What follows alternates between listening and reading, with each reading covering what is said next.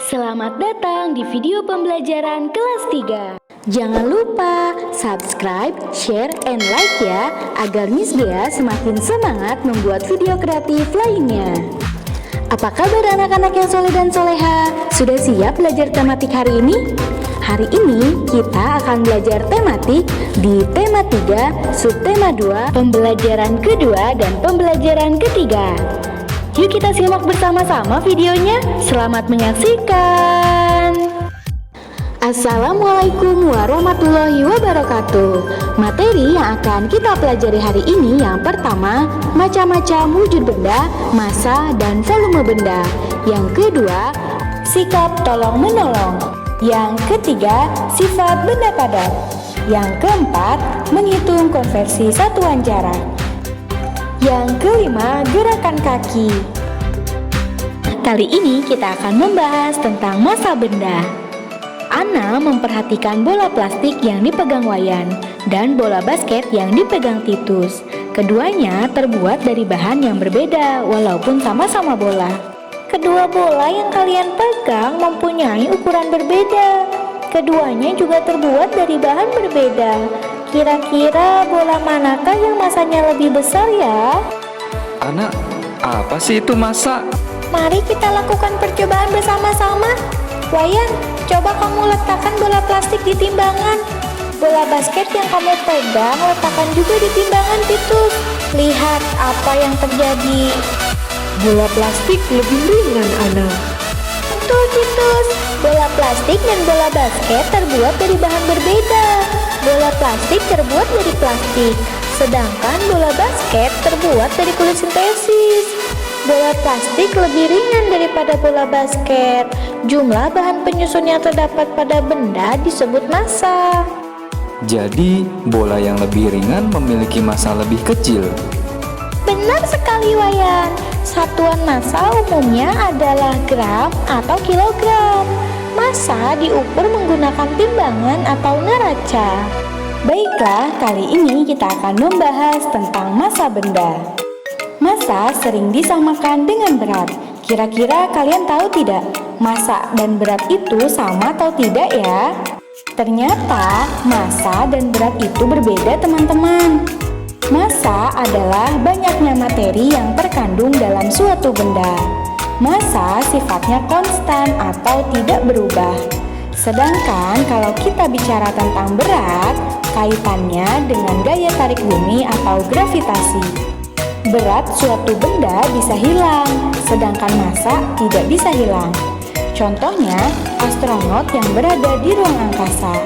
Saat berada di ruang angkasa, tubuh astronot itu menjadi ringan atau bahkan tidak berbobot sama sekali. Bobot badan astronot saat berada di bulan akan lebih ringan dibanding saat ia berada di bumi. Hal itu dikarenakan astronot terlepas dari gaya tarik bumi atau gaya gravitasi. Bisa kita lihat di sini ada gambar perbedaan berat di bumi dan di bulan.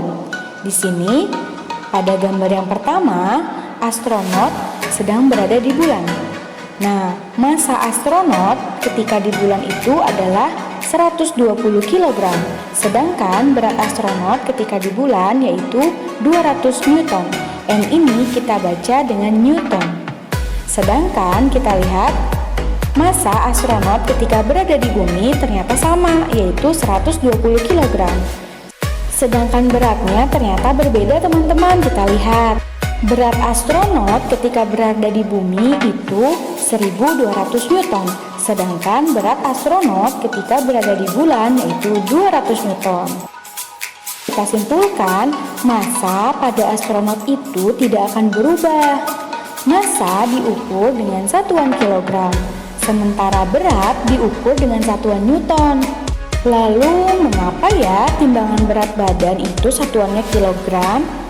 Hal itu dikarenakan timbangan berat badan yang kita miliki sudah diatur sehingga menghasilkan satuan kilogram.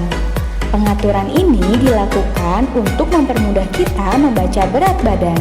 Selain itu, timbangan juga sudah disesuaikan dengan percepatan gravitasi di permukaan bumi. Nah, Nah, anak-anak, untuk membedakan massa benda, coba kita perhatikan dulu gambar timbangan berikut. Pada gambar ini, ada benda yang posisinya di atas dan juga posisinya di bawah. Nah, posisi benda yang berada di bawah ini berarti benda tersebut memiliki massa yang lebih besar. Sedangkan benda yang berada posisinya di atas itu berarti benda tersebut memiliki massa yang lebih kecil. Nah, sekarang kita coba yuk membedakan massa benda. Amatilah benda-benda yang diukur massanya, kemudian lingkarilah pernyataan yang benar. Di sini ada gambar 2 buah balok. Ada balok A dan juga balok B. Pernyataannya yaitu balok A mempunyai massa lebih besar atau kecil daripada balok B. Nah, kita lihat di sini pada gambar, kira-kira balok A ini massanya lebih besar atau lebih kecil ya daripada balok B? Yap, betul sekali. Balok A mempunyai massa lebih besar daripada balok B. Kenapa massa yang balok A itu lebih besar? Karena materi yang terkandung dalam balok A itu lebih banyak. Maka kita lingkari kata besar. Kemudian kita lihat gambar yang kedua. Di sini ada gambar 2 buah gelas ukur. Pernyataannya yaitu gelas ukur kosong mempunyai massa lebih besar atau kecil daripada gelas ukur berisi air. Nah, kira-kira gelas ukur kosong ini massanya lebih besar atau lebih kecil ya daripada gelas ukur yang berisi air? Yap, betul sekali. Gelas ukur kosong ini mempunyai massa lebih kecil daripada gelas ukur berisi air. Hal ini karena gelas ukur kosong mempunyai materi yang lebih sedikit daripada gelas ukur yang berisi air. Kemudian gambar yang ketiga.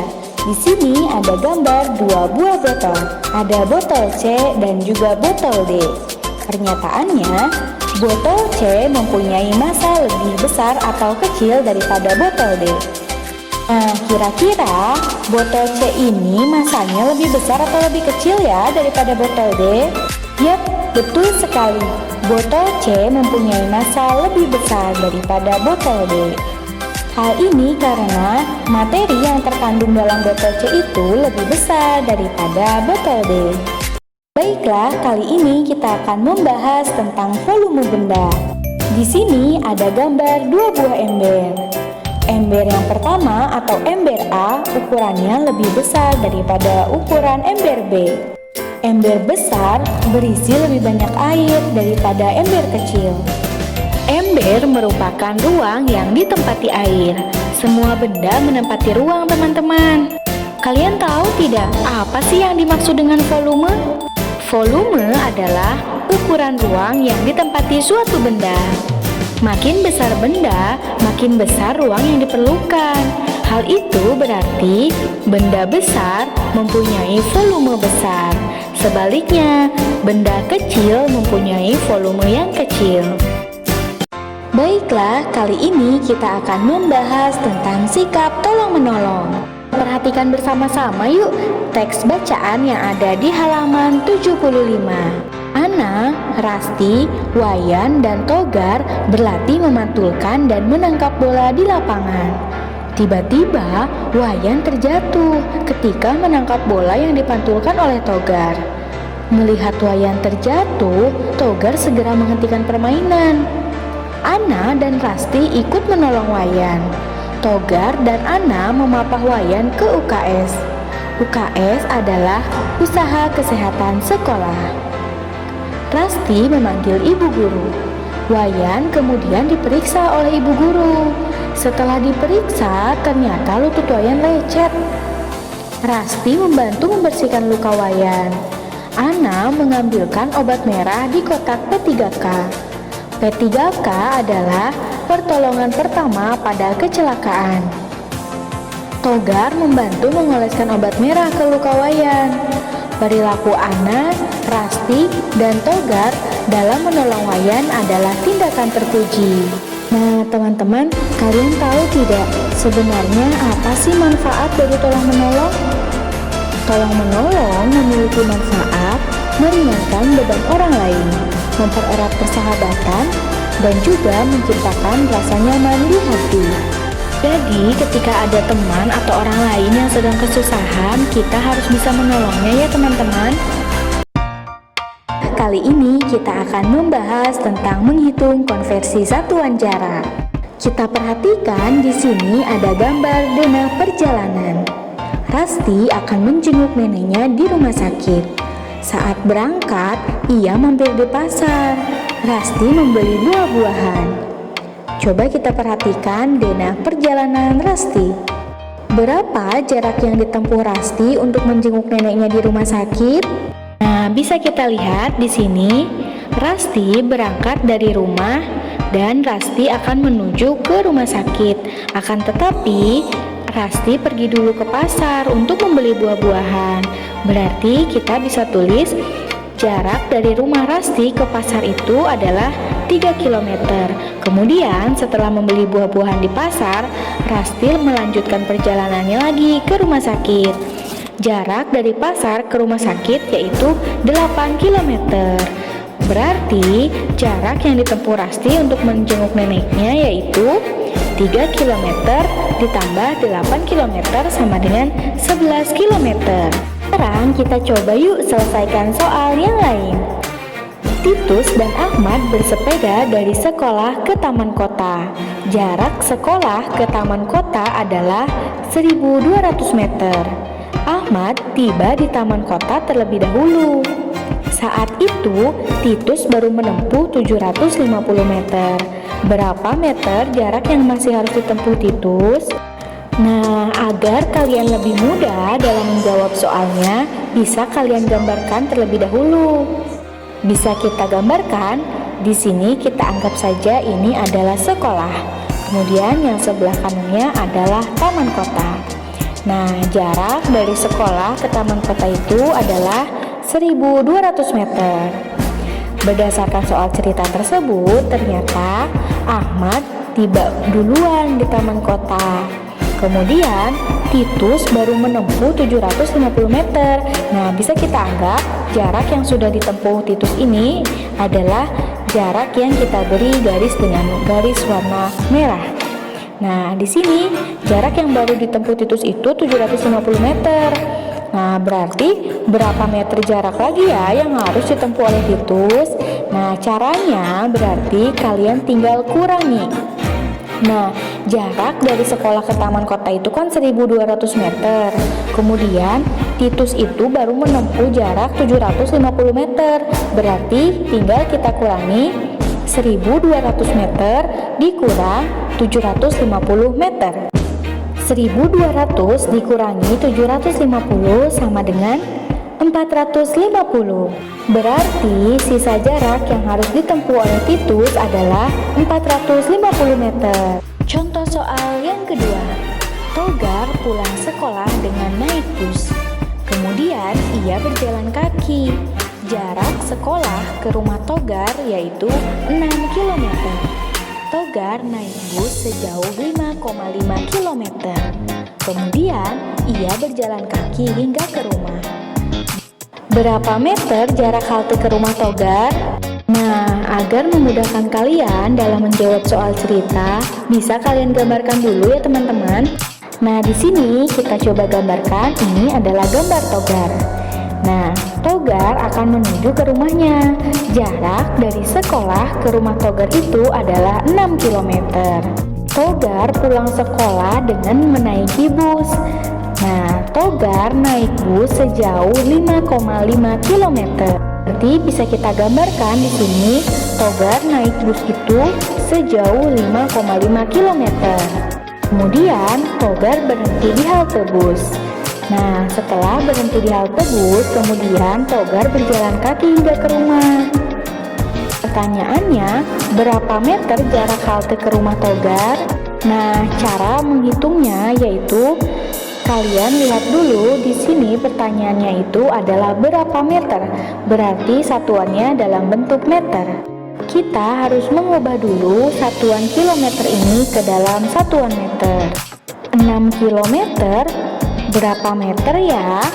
Nah, karena dari kilometer ke meter itu turunnya 3 tingkat, berarti dikali 1000. 6 dikali 1000 sama dengan 6000. Kemudian kita akan ubah 5,5 km ini ke dalam satuan meter. Karena dari kilometer ke meter itu turun tingkatnya 3 kali, berarti kita akan kalikan 1000.